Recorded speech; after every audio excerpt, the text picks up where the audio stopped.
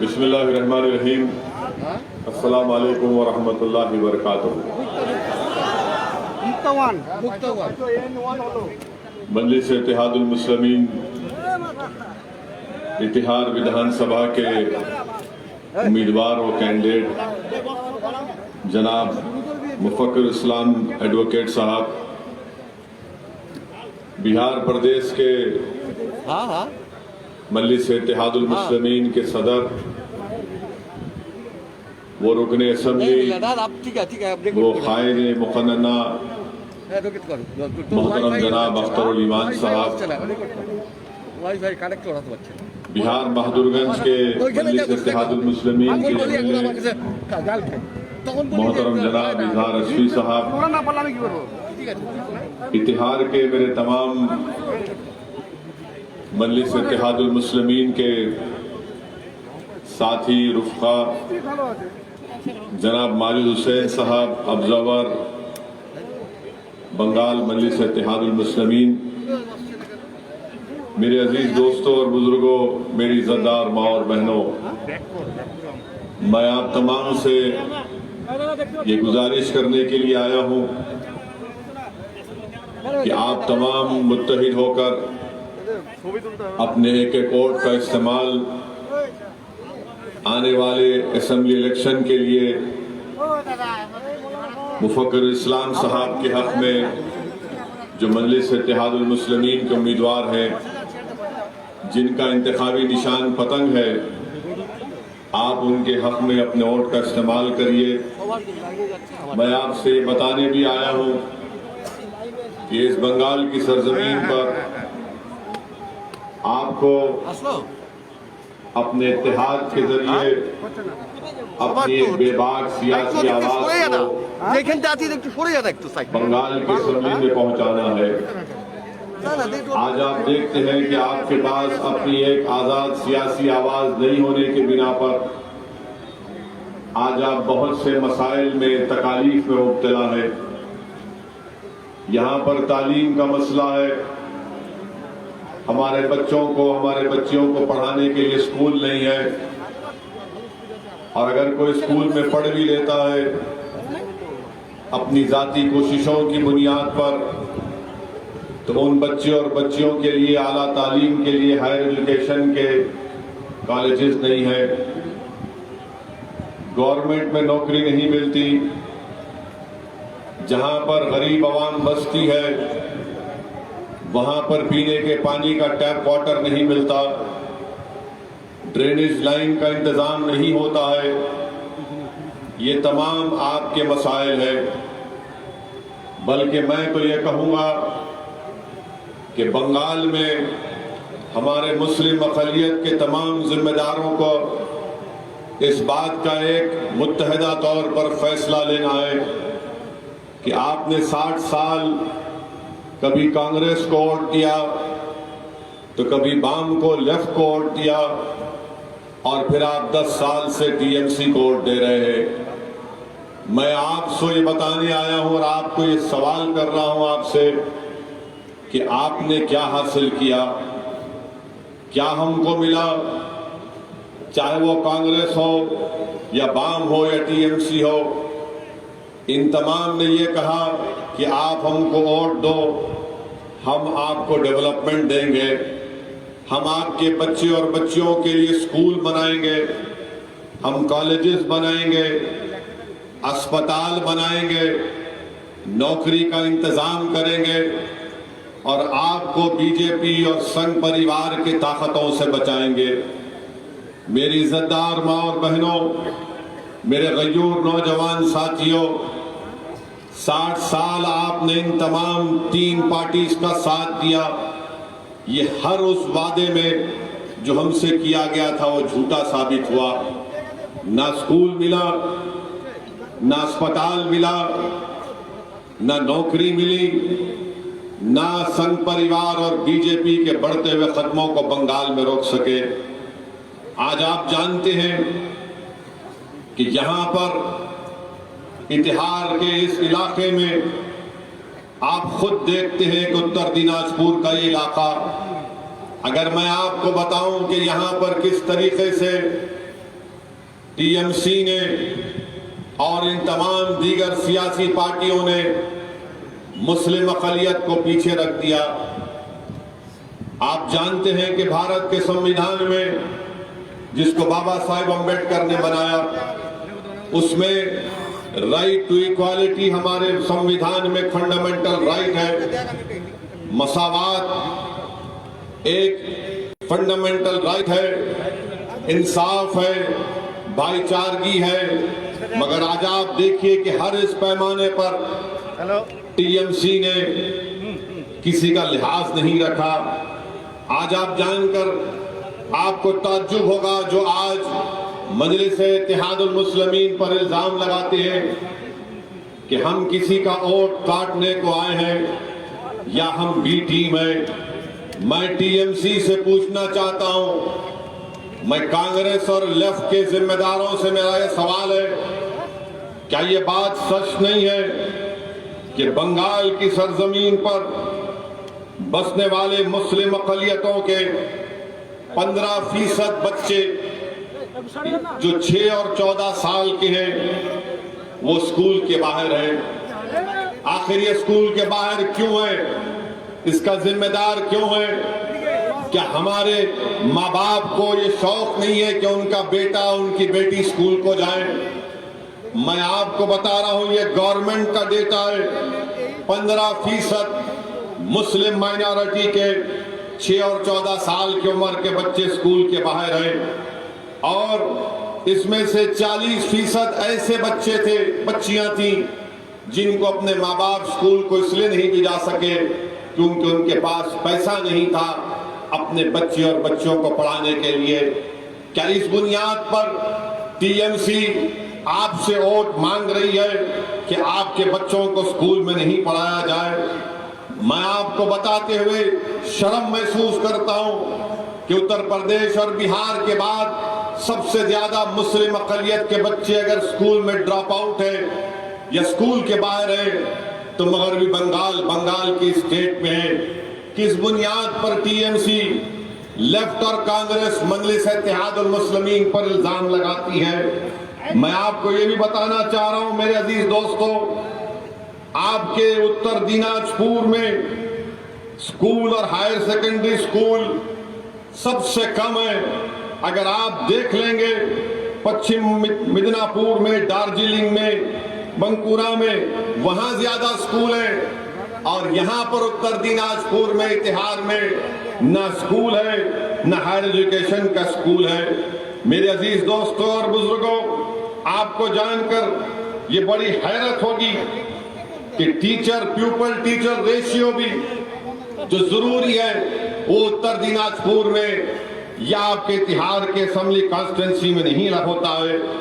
और आपको जानकर ये तकलीफ भी होगी कि 20% हमारे बच्चे स्कूलों में नहीं है ना कॉलेज में, और टीएमसी इल्जाम लगाती कि मजलिस-ए-इत्तेहादुल मुस्लिमीन बी टीम है और इलेक्शन में इसलिए लड़ रही कि वोट काटने के लिए। क्या ये बात सच नहीं है कि 80% रूरल वेस्ट बंगाल में मुसलमानों के घर में कितने पीने के पाए, उनकी आमदनी क्या है? 80% मुस्लिम अक़लियत की जो रूरल बंगाल में रहते हैं उनकी आमदनी सिर्फ 5,000 रुपये है। सिर्फ 5,000 रुपये किस बुनियाद पर आप टीएमसी को, कांग्रेस को बाम कोट दे सकते हैं? करीब 38% ऐसे मुस्लिम अक़लियत के फैमिलीज हैं जो बंगाल में सिर्फ 2,500 रुपये महीने को कमाते हैं। आप बताइए कौन बी टीम है? कौन आपका दोस्त है? कौन आपका दुश्मन है? मेरी इज्जतदार माँ और बहनों, ये हमारी बर्बादी की दास्तान जो मैं आपके सामने रख रहा हूं, आप खुद इस बात का फैसला कर लीजिए। उत्तर दिनाजपुर में मुस्लिम माइनॉरिटी के पास कितना मनरेगा का कार्ड है? ये पूरे बंगाल का सबसे गरीब तरीन जिला, सिर्फ 13% लोगों के पास मनरेगा का कार्ड है। अगर आप चले जाएंगे जलपाईगुड़ी में तो 80% लोगों के पास मनरेगा का कार्ड है। बताओ ममता बनर्जी, जलपाईगुड़ी में 80% लोगों के पास मनरेगा का कार्ड और उत्तर दिनाजपुर में सिर्फ 13% लोगों के पास मनरेगा का कार्ड है। इसका जिम्मेदार कौन है? ममता बनर्जी। बताओ कांग्रेस के बड़े बड़े लीडर्स, आखिर ये क्यों नाइंसाफी की जाती है? जहां पर मुस्लिम अकलियत की आबादी है वहां पर आप ये तमाम चीजों को मुहैया नहीं करते हैं। ये आपकी तासुबियत की, ये आपकी तंग नजरी की, ये आपकी नफरत की निशानी है। अरे आखिर ये क्यों किया जाता है? क्यों उत्तर दिनाजपुर के बच्चे यहां पर नौकरी की तलाश में कभी दिल्ली जाते हैं, तो कभी मुंबई जाते हैं, तो कभी हैदराबाद या फिर मुख्तलिफ भारत के शहरों में जाते हैं? क्या उन घर से अगर कोई बाप चला जाता है तो उस घर में पलने वाली बच्ची को यह हक हासिल नहीं है कि उसका बाप उसका मुस्कुराता हुआ चेहरा देख सके? क्या उस बाप का हक हासिल नहीं है कि अपने बच्चों का बचपन देख सके? क्या उस माँ को, उस बीवी को हक हासिल नहीं है कि वो अपनी जवानी में अपने शौहर के साथ रह सके? मेरे अजीज दोस्तों और बुजुर्गों, ये हाल आपके पास यहाँ पर चाहे टीएमसी हो या मुख्तलिफ सियासी पार्टियां हो, उन्होंने ये करके रख दिया। क्या ये बात सच नहीं है कि उत्तर दिनाजपुर में टॉयलेट 58% मुस्लिम हाउस होल्ड में नहीं है, जिसको शौचालय कहते हैं? बड़ा प्रोपेगेंडा मोदी जी करते हैं कि शौचालय बना दिए, शौचालय बना दिए। ये डेटा है गवर्नमेंट का। और एक बात मैं आपके सामने रखना चाह रहा हूं कि उत्तर दिनाजपुर में कितना ड्रेनेज लाइन डाला गया? बताओ टीएमसी के लोग, तुम 10 साल से सरकार में हो, इसके पास इनका कोई जवाब नहीं है। मेरे अजीज दोस्तों और बुजुर्गों, आज बंगाल में 27% मुस्लिम पॉपुलेशन है 2011 के सेंसस के मुताबिक। आज टीएमसी हम पर इल्जाम लगाती है कि असदुद्दीन ओवैसी आकर बी टीम बना हुआ है या किसी से पैसा लिया है। मेरा सवाल एक ही है ममता बनर्जी से, 27% आबादी को आपने कितना गवर्नमेंट में नौकरी दिया? 6%, 6% नौकरी दिया। और कितने मुसलमान बंगाल की जेलों में? आपको मालूम, 37% मुसलमान बंगाल के जेलों में। और ममता बनर्जी हम पर उंगली उठाती है।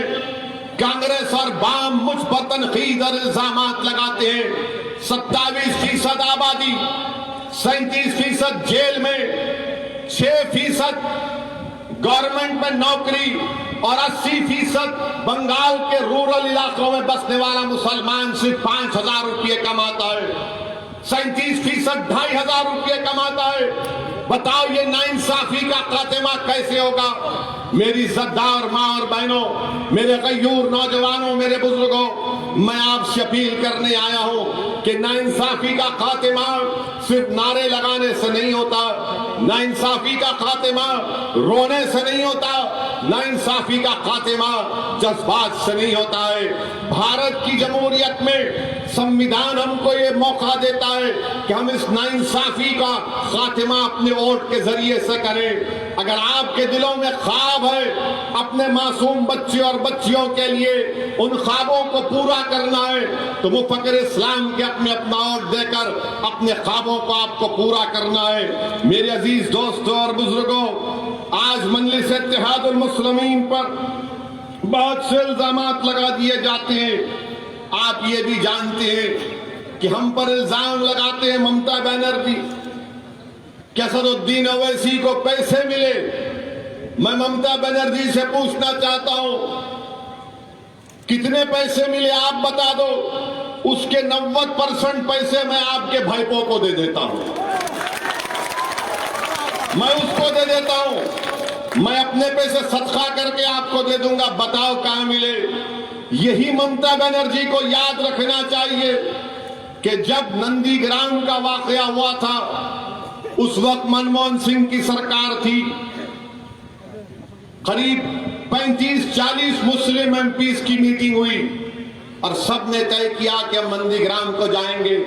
दूसरे दिन वजीर आजम प्राइम मिनिस्टर मनमोहन सिंह के दफ्तर से फोन आ गया सबको कि मत जाइए, लेफ्ट वाले बाम वाले नाराज हो रहे। मैंने कहा कि मैं जाऊंगा, और मेरे साथ मुस्लिम लीग के अब्दुल वहाब साहब जो अभी भी MP है, हम दोनों एयरपोर्ट पर गए थे।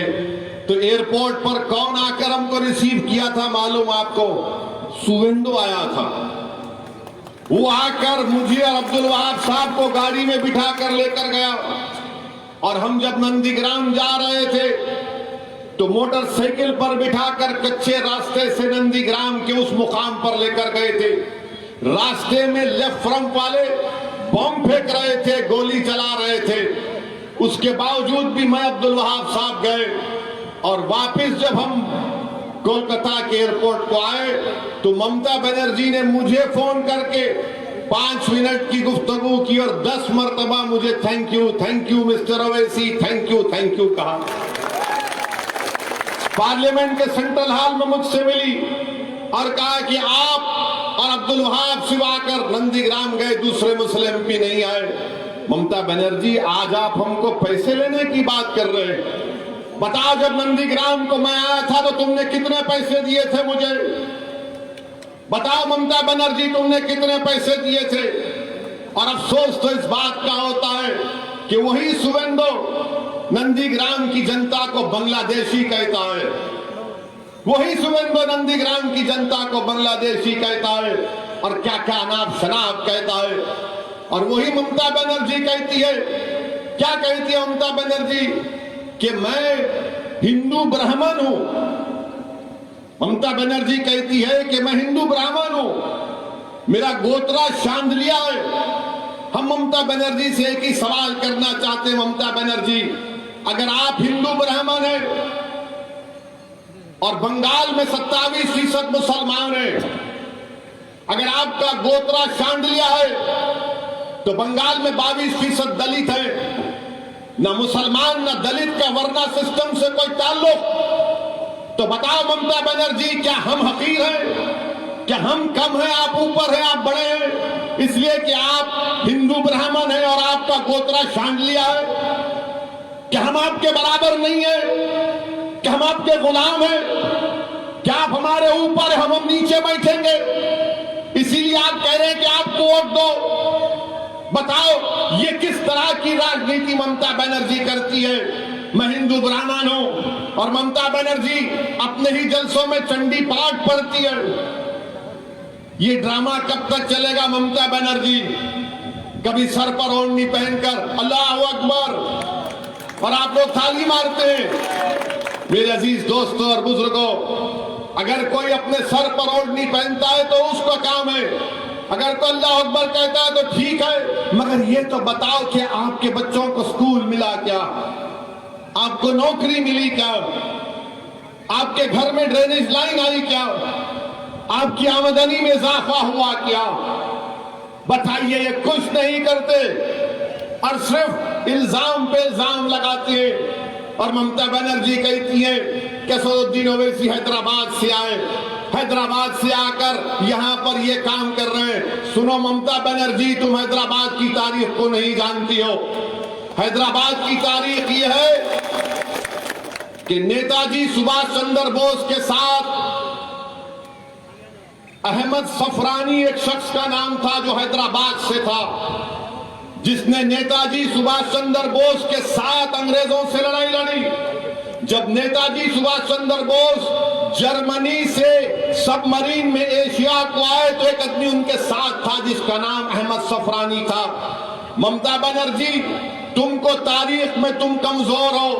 वही अहमद सफरानी ने जय हिंद का नारा लगाया था। अगर आज कोई जय हिंद बोलता है तो हैदराबादी के निकाल में इस नारे पर बोलता है। मैं वो हैदराबादी हूं ममता बनर्जी, मेरी रगों में उन मुजाहिदीन आजादी का खून दौड़ता है।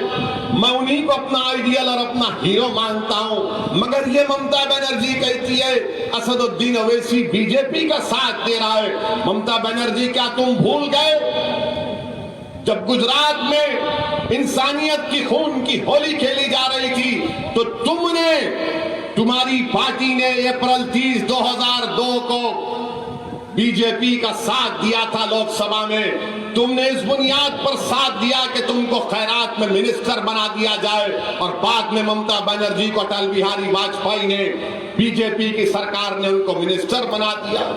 आज आप हमको बोलते हैं, आज बीजेपी कहती है कि उत्तर दिनाजपुर, मुर्शिदाबाद, मालदा में पूरे बांग्लादेशी घुसे हुए। बीजेपी का दिलीप घोष कहता है कि 1 करोड़ बंगाल के मुसलमान बांग्लादेशी हैं।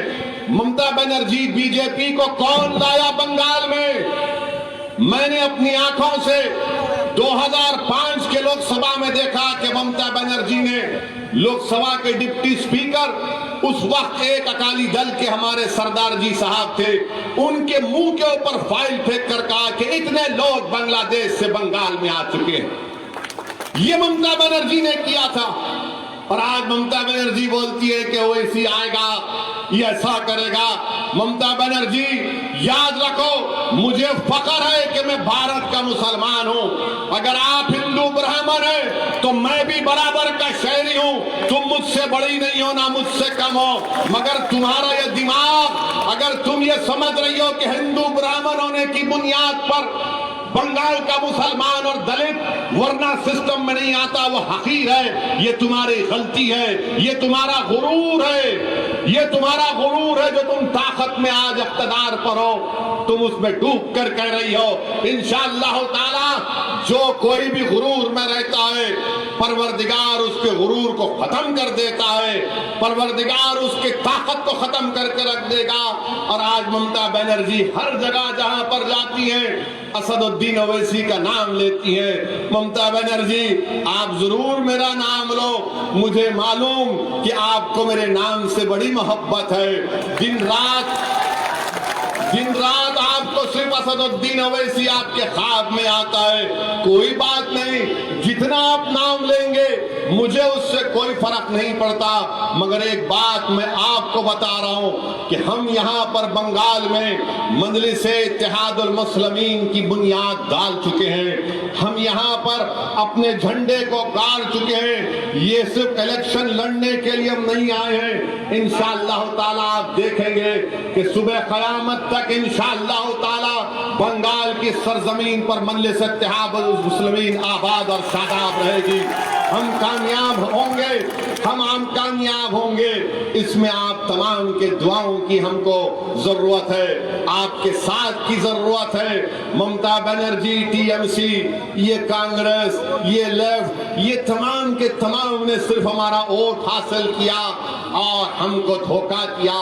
मेरे अजीज दोस्तों और बुजुर्गों, मैं आपको यही पैगाम देने आया हूं कि मुफक्किर इस्लाम को आप अपने वोटों से कामयाब करिए। अब ममता बनर्जी बोलेंगी कि टीएमसी का जो यहाँ पर साबिका एक्स एमएलए था वो बीजेपी में चला गया। मेरे से पूछ के गया क्या?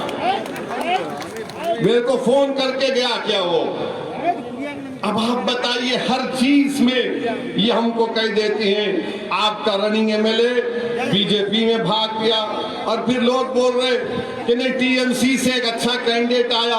अरे भाई, मुफक्किर इस्लाम उससे अच्छा कैंडिडेट है, मुफक्किर इस्लाम उससे काबिल है, वकील है, और वकील बंगाल के असेंबली में जाकर लड़ेगा।